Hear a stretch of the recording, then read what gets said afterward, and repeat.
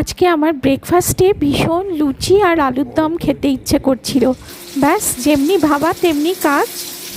ফার্স্টেই দেখুন আমি আলুগুলোকে ডুমো করে কেটে সাদা জিরে ফোড়ন দিয়ে আলুগুলোকে ভেজে নিয়েছি। তারপর একে একে পেঁয়াজ, টমেটো, আদা সব ভেজে নিলাম, নুন হলুদ দিয়ে কষে নিলাম।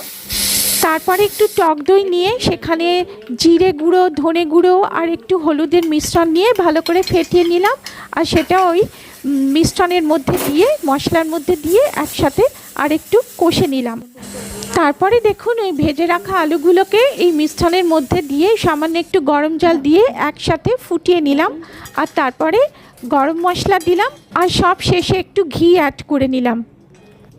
তারপরে আবার একটু কিছুক্ষণের জন্য কষিয়ে নিয়ে তারপরে সেখানে একটু কাঁচা লঙ্কা লাস্টে আলাদা করে দিয়ে দিলাম, কারণ আমার মাকে তো লঙ্কা দেওয়া যাবে না, ওই জন্য মারটা আলাদা সরিয়ে নিয়ে আমারটাতে কুচি করে লঙ্কা ওপর থেকে ছড়িয়ে দিলাম। তারপরে দেখুন লুচিগুলো সব এক এক করে ভেজে নিলাম।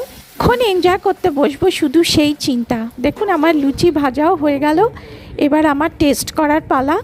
দারুণ লাগলো। আপনারা সবাই খুব ভালো থাকবেন।